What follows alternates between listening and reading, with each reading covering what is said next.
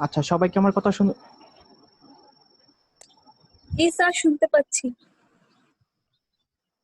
আচ্ছা, আজকে আমরা যোগাশ্রী প্রোগ্রাম নিয়ে আলোচনা করব।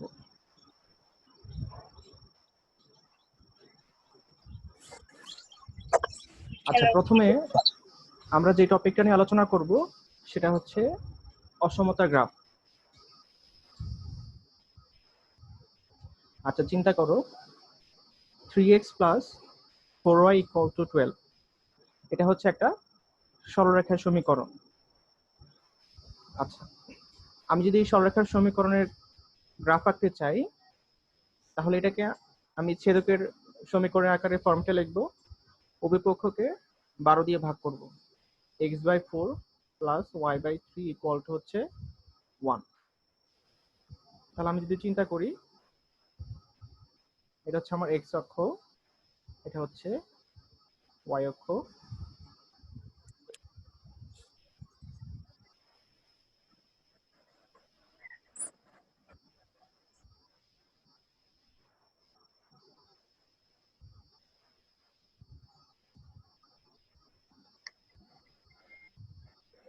আচ্ছা,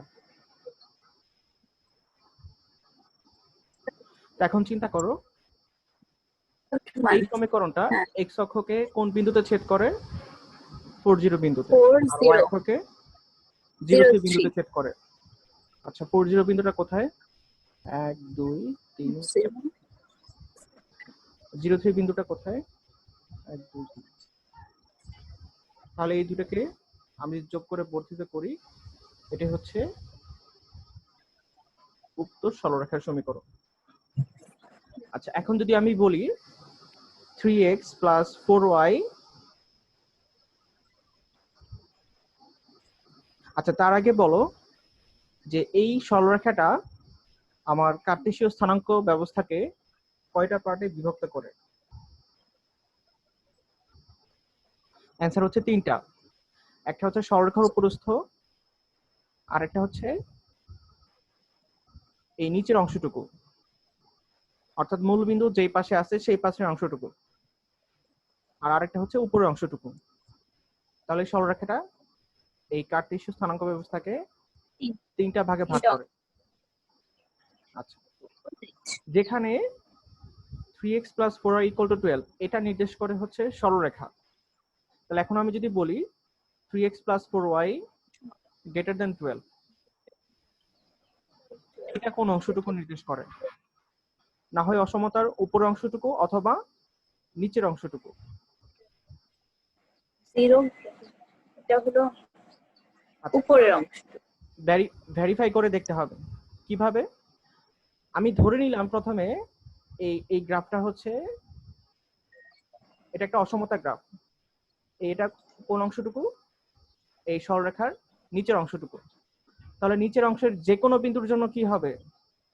এই অসমতাটা সিদ্ধ হবে। তা আমি যদি চিন্তা করি, সবচেয়ে সহজ বিন্দু হচ্ছে 0 0। 0 0 আচ্ছা, আমি যদি এখানে x equal two 0 y equal to 0 বসাই, তাহলে কি আসে? 0 0 গ্রেটার দেন 12। এটা সত্য না মিথ্যা মিথ্যা?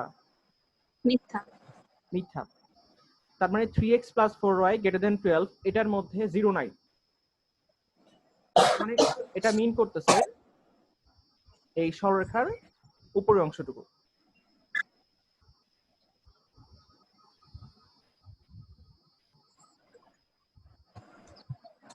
তাহলে এবার বলো 3x plus 4y less than 12 এটা কি নির্দেশ করে?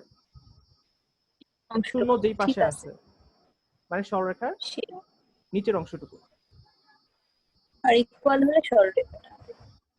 হ্যাঁ, তাহলে আমরা 3টা পার্ট নিয়ে আলোচনা করলাম। এক নাম্বারটা হচ্ছে সরলরেখা, যার সমীকরণ হচ্ছে 3x plus 4y equal to equal 12। আর এই অংশটুকু হচ্ছে, এই পুরো ডটেড অংশটুকু হচ্ছে সরলরেখার নিচের অংশটুকু বা মূল বিন্দুকে ধারণকারী অংশ, সেটা হচ্ছে 3x plus 4y less than 12। আর সরলরেখার উপর অংশটুকু হচ্ছে 3x plus 4y greater than 12। এটুকু আশা করি সবাই বুঝতে পেরেছো। হুম। এখন সেম আরেকটা এক্সাম্পল খেয়াল করি, y ইকুয়াল টু হচ্ছে 3x।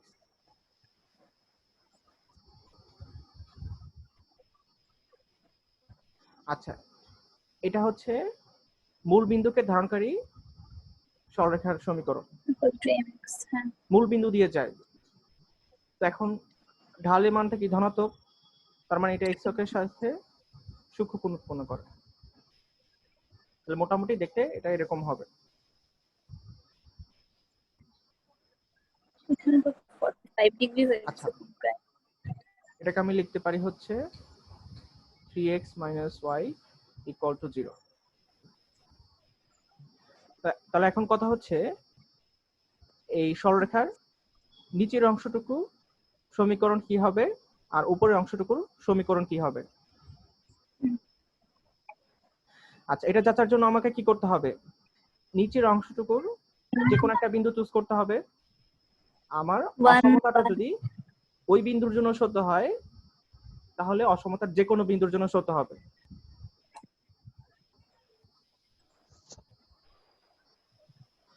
আচ্ছা, আমি ধরলাম 3x - y greater than 0। আচ্ছা, চিন্তা করো নিচের বিন্দুটা তো x অক্ষের উপর অবস্থিত, তাহলে এই বিন্দুর স্থানাঙ্ক কত? আমি ধরলাম 1 0। আমি ইচ্ছা করলে 5 0 নিতে পারতাম। আচ্ছা, এখন 1 0 দ্বারা যদি আমি এটাকে সিদ্ধ করি তাহলে কত আসে? 3 3 - 0 greater than 0, 3 greater than 0। তাহলে এটা সত্য না মিথ্যা? সত্য। সত্য। তাহলে আমি বলতে পারি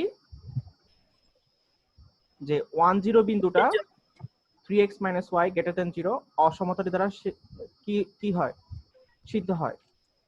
তাহলে অসমতার সমীকরণ হচ্ছে 3x - y greater than 0। এটাকে এভাবে লিখতে পারি 3x greater than y বা y less than 3x। তাহলে অসমতার সমীকরণ হচ্ছে y less than 3x। সরলরেখার সমীকরণ হচ্ছে y equal to 3x। তাহলে উপরের অংশের সমীকরণ কি হবে? y greater than 3x। তাহলে আমি বুঝতে পারলাম যে y equal to 3x সরলরেখা এই পুরো কার্তেশীয় স্থানাঙ্ক ব্যবস্থাকে তিনটা অংশে ভাগ করে, দুইটা অসমতা আর একটা সরলরেখা। সরলরেখার উপর অংশ হচ্ছে y greater than 3x, সরলরেখার সমীকরণ y equal to 3x, আর সরলরেখার নিচের অংশের সমীকরণ y less than 3x।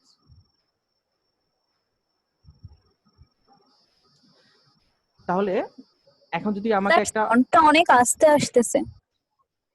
আচ্ছা ঠিক আছে, এখন ঠিক আছে? লাউডলি বলি। হ্যাঁ হ্যাঁ, এবার ঠিক আছে। আচ্ছা, আমাকে এখন যদি একটা র্যান্ডম অসমতা দিয়ে দেয় তাহলে আমি প্রথমে কি করব? এই আগের মতো সরলরেখার সমীকরণটা আগে প্লট করব, তারপর কোন একটা বিন্দু ভেরিফাই করে অসমতার গ্রাফটা নির্ণয় করব।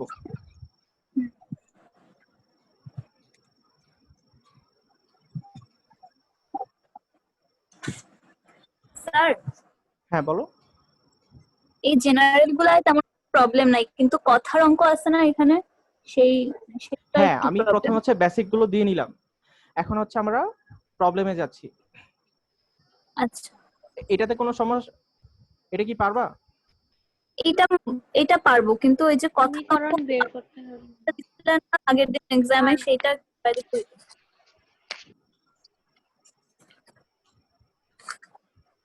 আচ্ছা, কথায় যেগুলো দেওয়া থাকে ওগুলো তো একই, তোমার হচ্ছে জাস্ট সমীকরণগুলো গঠন করতে হয়, ঠিক আছে? তারপরে আমি একটা করে দেখাবো পরে। আচ্ছা, আগে এটা করে নিই। আচ্ছা, খেয়াল করো, আমাদেরকে একটা অভিষ্ট ফাংশন দিয়ে দিছে z equal to x plus 2y। আমাকে কিছু শর্ত দিয়ে দিছে, অনেকগুলো শর্ত দিয়ে দিছে। x plus y greater than 1, y minus 4x less than equal 0, x plus y less than 5 less than equal 5, x greater than sorry X less than equal 4, X greater than 0, Y greater than 0। তাহলে আমি এখন প্রত্যেকটা অসমতার গ্রাফগুলা নির্ণয় করব, তারপর গ্রাফগুলার common অংশটুকু বের করব। কমন অংশটুকুর যে প্রান্তীয় বিন্দুগুলা পাওয়া যাবে সেগুলোর মান বের করব, সেগুলার ভুজ এবং কোটি অভিষ্ট ফাংশনে বসাবো, তারপর অভিষ্ট ফাংশনের সর্বনিম্ন মান বের করব। এটা হচ্ছে আমাদের সমস্যা। তো আমরা সলিউশনে যাই। আচ্ছা, প্রথম অসমতা থেকে আমরা কি পাই? আমি যদি সমীকরণ x গঠন by করি, 1 plus y by 1 হ্যাঁ x plus y equal to 1 বা x by 1 plus y by 1 equal to 1। তাহলে আমি এটার গ্রাফটা যদি আঁকি,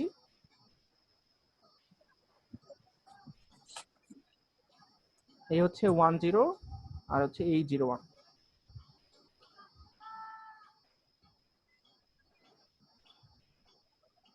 এই হচ্ছে আমার সরলরেখার সমীকরণ। তাহলে এখন চিন্তা করো x plus y greater than 1, এই অসমতাটুকুর কোন অংশটুকু হবে? উপরের অংশ। আমি যদি একটু রাফ করি, যে 0 0 বসাই, 0 plus 0 greater than 1, 0 greater than 1, এটা সত্য না মিথ্যা? মিথ্যা। তার মানে আমার যেটা বুঝতে পারলাম যে এই সরলরেখার উপরের অংশটুকু হচ্ছে x plus y greater than 1। এখন আমি যদি ইকুয়াল সহ চিন্তা করি তাহলে দুইটা অংশ এখানে কাজ করবে, একটা সরলরেখার উপরস্থ বিন্দু আর সরলরেখার উপরের সবগুলো বিন্দু।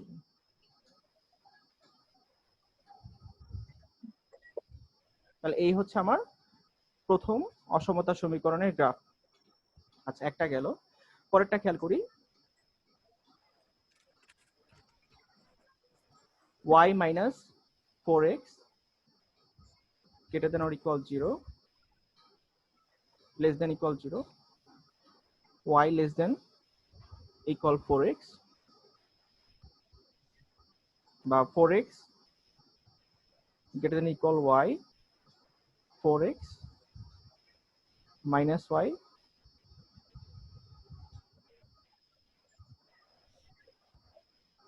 আচ্ছা, এটার গ্রাফটা আমরা 2 নম্বরে যেটা আলোচনা করলাম যে মূলবিন্দুগামী সরলরেখা, y equal to mx। এবং ঢালটা অবশ্যই কি হবে? ধনাত্মক।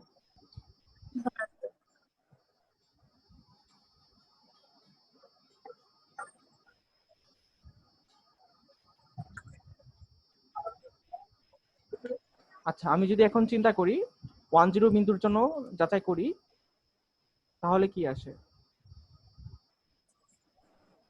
x equal to 1, y equal to 0।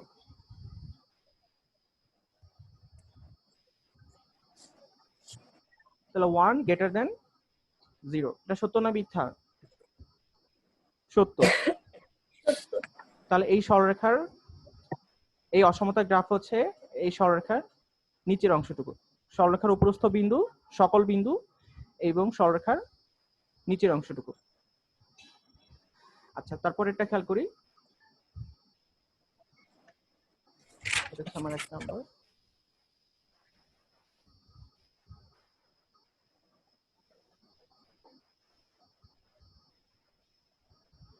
x plus y equal to 5, অসমতা থেকে আমরা কি করলাম? সরলরেখাটা বের করে নিয়ে আসলাম। x by 5 plus y by 5 equal to 1, এটা হচ্ছে আমার 3 নাম্বার সমীকরণ। তাহলে এটা যদি আমি গ্রাফে প্লট করি, এই হচ্ছে আমার 5 0 বিন্দু আর এই হচ্ছে 0 5 বিন্দু।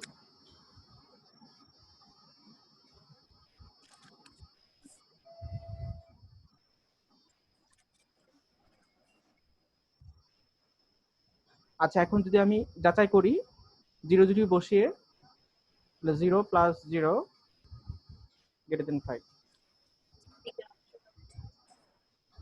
এটা হচ্ছে সত্য। তাহলে আমার x plus Y less than equal 5, এটার গ্রাফটুকু হচ্ছে সরলরেখার নিচের অংশটুকু। আচ্ছা, এবার খেয়াল করো x লেস দেন ইকুয়াল 4। আমি যদি চিন্তা করি x ইকুয়াল টু 4, এটা নির্দেশ করে হচ্ছে ওয়াইকের সমান্তরাল সরলরেখা, যেটা কিনা 40 বিন্দুগামী। এই হচ্ছে আমার 40 বিন্দু, ঠিক আছে? আর এই হচ্ছে ওয়াইকের সমান্তরাল সরলরেখা।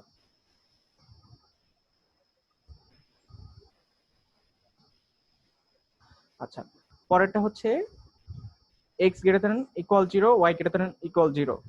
তার মানে এটা এই দুটো মিলে হচ্ছে নির্দেশ করতেছে প্রথম কোয়াড্রেন্ট।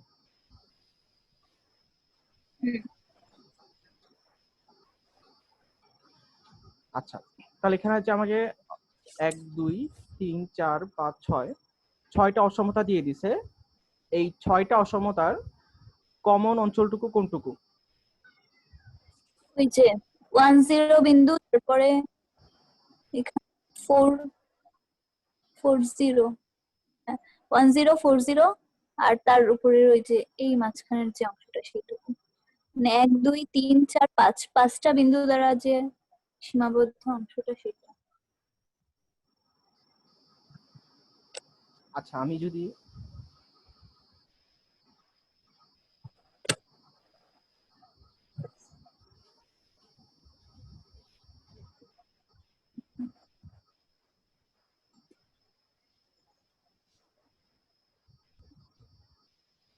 আচ্ছা, এটা কিন্তু x লেস দেন ইকুয়াল 4।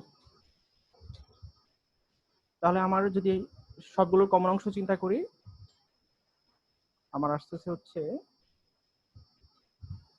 এই অঞ্চলটুকু।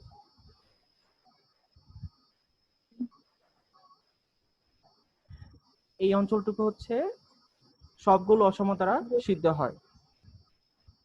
এই হাতের লেখা আর এমনিতে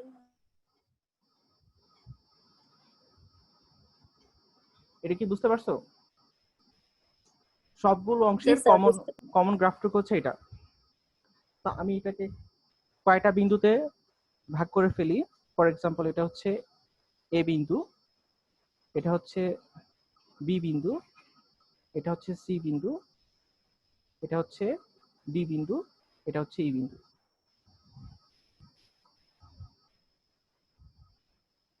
আচ্ছা, প্রথমে খেয়াল করো এ বিন্দুর স্থানাঙ্ক কি হবে? এটা তো 10 বিন্দু, তাহলে এই বিন্দুর স্থানাঙ্ক হচ্ছে 10। বি বিন্দুর স্থানাঙ্ক হচ্ছে 40। আচ্ছা, এবার খেয়াল করো সি বিন্দুর স্থানাঙ্ক কি হবে? এটা হলো x ইকুয়াল রেখা, আর এখানে 3 এটা নাম্বারটা হচ্ছে কি x ছিল অক্ষের উপর প্রস্থ, প্লাস y তাহলে এটার ইকুয়াল টু ভুজ অবশ্যই কি হবে? 1 4 হবে। আচ্ছা, এখন আমাকে বের করতে হবে কোটি। এটা হচ্ছে ওই যে সমীকরণ দুইটা কয় নাম্বার x সমীকরণকে সিদ্ধ করছে? 3 নাম্বার। তাহলে আমি 3 নাম্বার 3 আর 4 সমীকরণে দুইটা x ইকুয়াল টু 4 x বসাবো। ইকুয়াল বসাবো তাহলে আসতেছে হচ্ছে 4/5 plus y 1 by 5 equal to 1, y by 5 equal to 1 minus 4/5, 1/5, 1 x y equal to 1। Equal 5, এটা দিয়ে তাহলে সি বিন্দুর হ্যাঁ স্থানাঙ্ক হচ্ছে 41। এবার আসছে হচ্ছে ডি বিন্দুর স্থানাঙ্ক। হ্যাঁ, এটা হলো এই যে x plus y equal to 5 আর হ্যাঁ, y ইকুয়াল টু 4x, এই দুইটা নিয়ে ডি বিন্দু হচ্ছে 5 ইকুয়াল টু 2 নম্বর সরলরেখা এবং 3 নম্বর সরলরেখার ছেদবিন্দু। এটা যদি ক্যালকুলেটর দিয়ে সলভ করো,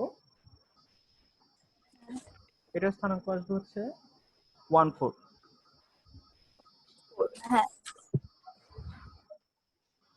আচ্ছা, এরপর চিন্তা করো ই বিন্দু। এই বিন্দুর স্থানাঙ্ক কত? এই বিন্দু হচ্ছে এটা হলো 1 নাম্বার সরলরেখা 2 এবং হচ্ছে আর 2 নাম্বার হ্যাঁ 2 2 নাম্বার সরলরেখার ছেদবিন্দু। 1/5 আর 4/5। আচ্ছা, আমরা এই বিন্দুর স্থানাঙ্ক পাচ্ছি হচ্ছে 1/5 4/5।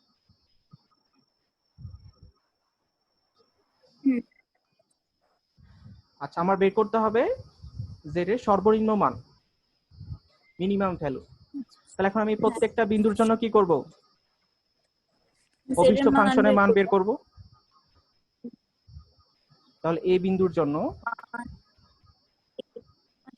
1 b এর জন্য আসে a বিন্দু হচ্ছে 1 0, তাহলে x will be replaced by 1 9/5 2 into y, y will be replaced by 0, তাহলে আসতেছে 1। b বিন্দুর স্থানাঙ্ক হচ্ছে 4 0, তাহলে b বিন্দুতে z এর মান আসতেছে 4 0, x will be replaced by 4, y equal to 0।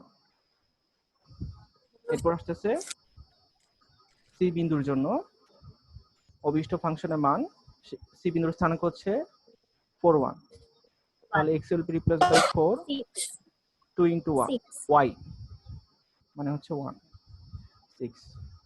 d বিন্দুর জন্য z equal to হচ্ছে x plus 2y, x will be replaced by 1 2 into y, y will be replaced by 4, 4 2 করে 8 আর একে 9। আচ্ছা, এরপর আসছে e বিন্দুর জন্য 9/5 x plus 2y, x এর মান হচ্ছে 1/5 plus 2 into y, y এর মান হচ্ছে 4/5 কত আসে এটা? 9/5 মানে 8 আর 9/5। আচ্ছা, 9/5 মানে হচ্ছে 1.5।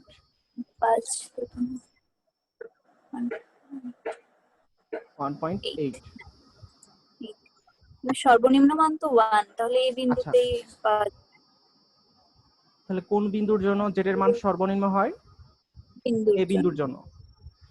মানে আমি যদি চিন্তা করি x equal to হচ্ছে 1 আর y equal to হচ্ছে 0, তাহলে z এর সর্বনিম্ন মান পাওয়া যায়। আর সর্বনিম্ন মান কত তাহলে? সর্বনিম্ন 1। 1।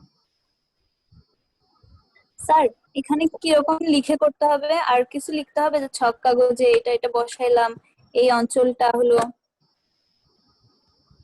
আচ্ছা, সম্ভাব্য এটা অঞ্চল। যেগুলো হচ্ছে সহজ কোশ্চেন গুলোতে এগুলো হচ্ছে খাতায় লিখে করা যায়, আর বেশ কিছু কোশ্চেন আছে কঠিন, ওগুলোর জন্য হচ্ছে গ্রাফ কাগজ ইউজ করাটা ভালো। ঠিক আছে?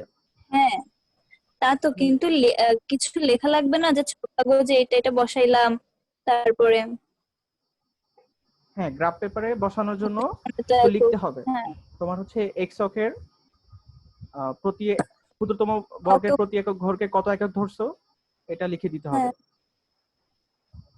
আচ্ছা।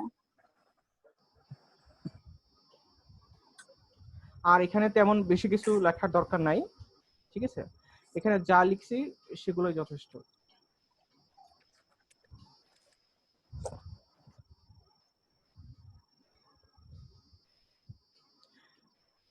তুমি যেটা বলতেছো যে আমি যদি প্রত্যেকটা অসমতা কিভাবে নির্ণয় করলাম এটা যদি লিখতে চাই, এটার কোনো প্রয়োজনীয়তা নাই। ঠিক আছে? হ্যাঁ,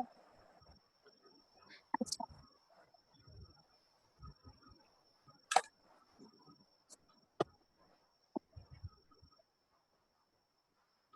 আচ্ছা,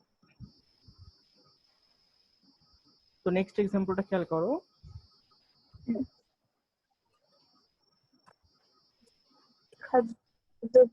আচ্ছা, এ ও বি দুই ধরনের খাবার আছে যার মধ্যে প্রোটিন এবং শ্বেতসারের পরিমাণ নিম্নরূপ। খাদ্য হচ্ছে এ, প্রোটিন আছে 4, শ্বেতসার 5 এবং প্রতি এককের দাম 40 টাকা। খাদ্য বি এর প্রোটিন আছে 6, শ্বেতসার আছে 3 একক এবং প্রতি এককের দাম হচ্ছে 50 টাকা। প্রোটিনের দৈনিক ন্যূনতম প্রয়োজন হচ্ছে 16 একক আর শ্বেতসারের 11 একক। 11 একক। তাহলে এখন বের করতে হবে যে এই অবস্থায় এই সিস্টেমের জন্য সর্বনিম্ন খরচ কত। সর্বনিম্ন খরচ কত এটা আমাকে এখন বের করতে হবে। আচ্ছা, তাহলে আমি ধরে নিলাম যে দৈনিক আমার এ খাদ্য লাগবে হচ্ছে এক্স একক আর বি খাদ্য লাগবে হচ্ছে ওয়াই একক। ওয়াই একক।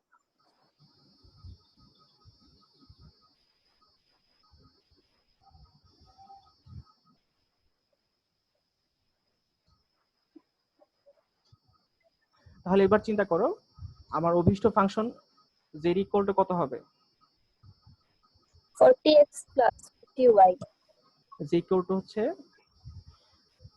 চিন্তা করো 40x এ খাদ্য লাগবে হচ্ছে এক্স একক, প্রতি হ্যাঁ। এককের দাম 40 টাকা, 40 টাকা। তাহলে এক্স এককের দাম হচ্ছে 40x টাকা। 40x। বি খাদ্যের প্রতি এককের দাম 50 টাকা, তাহলে ওয়াই এককের দাম হচ্ছে 50y টাকা। তাহলে এটা হচ্ছে আমার খরচ। এখন আমার টার্গেট কি? সর্বনিম্ন খরচ বের করা, অর্থাৎ জেড মিনিমাম বের করা। তাহলে এখন আমাকে প্রথমত যেটা করতে হবে, এই অসমতার গ্রাফগুলো বের করে ফেলতে হবে।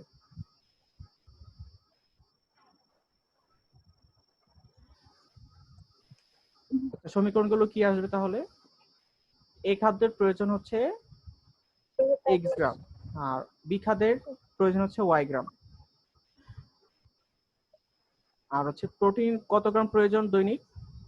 16 গ্রাম, আর শ্বেতসার প্রয়োজন হচ্ছে 11 গ্রাম।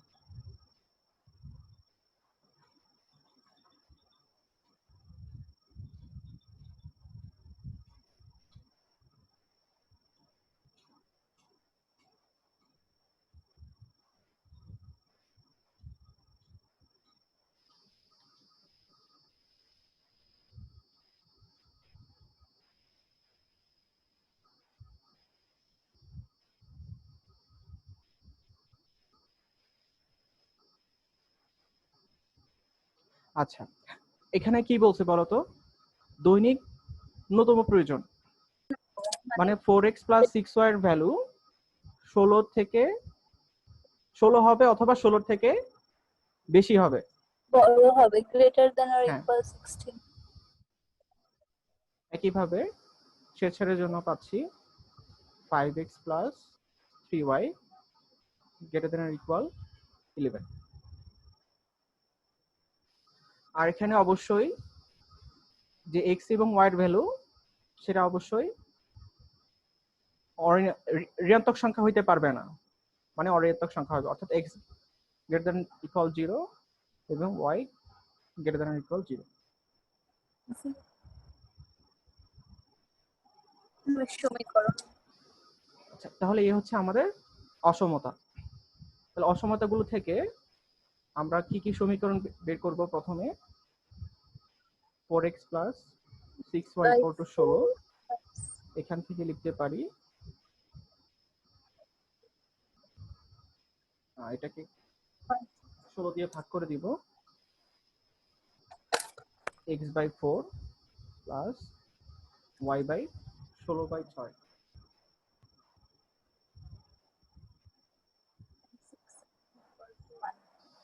কত আসে এটা? 2.67 ইকুয়াল টু 1। 16 ভাগ 6 করলে 2.67। স্যার আমার কথা শোনা যাচ্ছে না?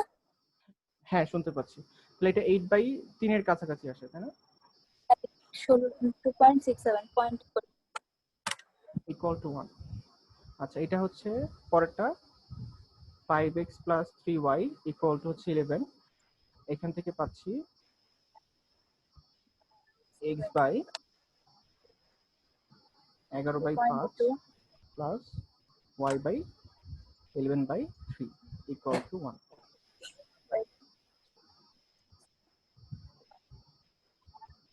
গ্রাফে বসাবো। x ইকুয়াল টু 0 আর একটা হচ্ছে y ইকুয়াল টু 0। তাহলে এই চারটা সরলরেখাকে আমরা এখন কি করব, গ্রাফ পেপারে স্থাপন করব।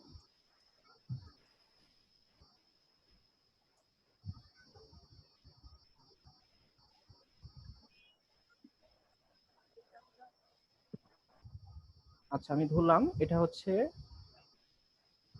40, এটা হচ্ছে 0, 8/3। এটা হচ্ছে আমার 1 নম্বর সরলরেখা। তারপরে হচ্ছে x/11/5। 11/5 মানে হচ্ছে 2.2। তাহলে সেই বিন্দুটা 40 হচ্ছে অবশ্যই কি হবে, কাছে হবে।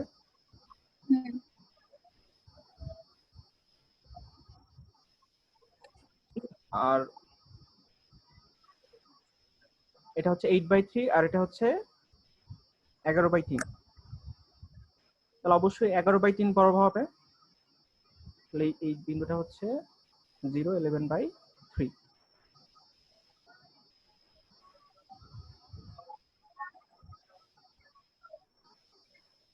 আচ্ছা তাহলে এখন আমি অসমতা অঞ্চলটুকু খুঁজে বের করব। প্রথমে হচ্ছে 4x + 6y > 16। তাহলে আমি যদি এখানে x = 0, y = 0 বসাই, 0 > 16, যেটা কিনা মিথ্যা, তাহলে উপরের দিকে। হ্যাঁ, উপর অংশটুকু হচ্ছে অসমতা গ্রাফ। একইভাবে এটা হচ্ছে এটা। আবার চিন্তা করো, x > 0, আবার হচ্ছে y > 0। এটা প্রথম কোঅর্ডিনেট নির্দেশ করে। তাহলে সবগুলো মিলে আমি কি পাচ্ছি, কোন অঞ্চলটুকু পাচ্ছি, এই যে আমার এই দাগাঙ্কিত অঞ্চলটুকু পাচ্ছি। এই হচ্ছে আমার এই চারটা অসমতার কমন অংশটুকু। তাহলে এগুলোর প্রান্তীয় বিন্দু কোনগুলো? আমরা হচ্ছে তিনটা প্রান্তীয় বিন্দু পাচ্ছি। এটা হচ্ছে এ, এটা হচ্ছে বি, এটা হচ্ছে সি। সি বিন্দুর স্থানাঙ্ক হচ্ছে 40, এ বিন্দুর স্থানাঙ্ক হচ্ছে 0, 11/3, আর বি বিন্দু হচ্ছে প্রথম সরলরেখা এবং দ্বিতীয় সরলরেখার ছেদবিন্দু। আচ্ছা ক্যালকুলেটর সহায়তা নিলে আমরা এটা পাবো হচ্ছে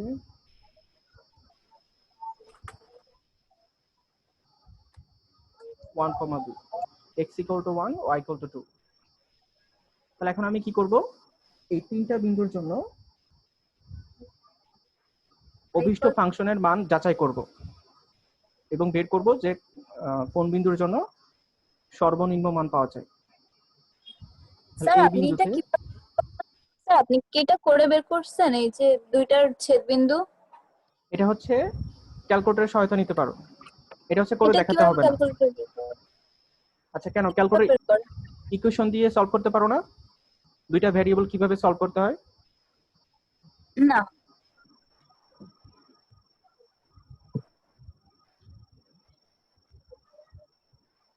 আচ্ছা তোমার কাছে কোন ক্যালকুলেটরটা আছে? 100 ms 991 ইয়েস নাই? না, ইয়েস তো ইউজ করি না।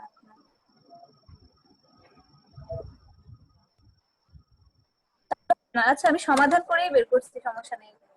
আচ্ছা সমাধান করে বের করতে পারো, আর ক্যালকুলেটর করলে হচ্ছে কম সময় পাওয়া যায়। এটা আমি আরেকদিন শেখাই দিব তাহলে। আচ্ছা হ্যাঁ সমাধান করে আসছে 1 2। হ্যাঁ ঠিক আছে। এই বিন্দুতে z এর মান কত আসে? x = 1, y = 2। তাহলে 40 × 1 + 50 × 2, 140। বি বিন্দুতে, সরি প্রথমটা তো বি বিন্দু, স্যার এ বিন্দু না সেটা। বি বিন্দুতে z এর মান হচ্ছে 140। এবার চিন্তা করো এই বিন্দুতে z এর মান কত?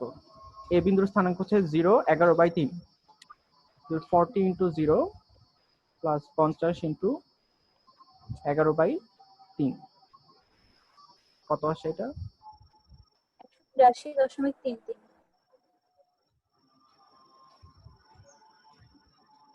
আহ,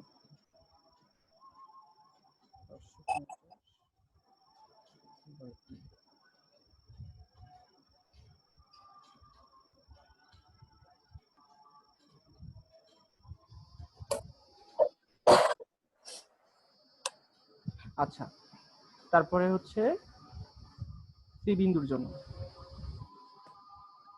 এর মান 160। কত?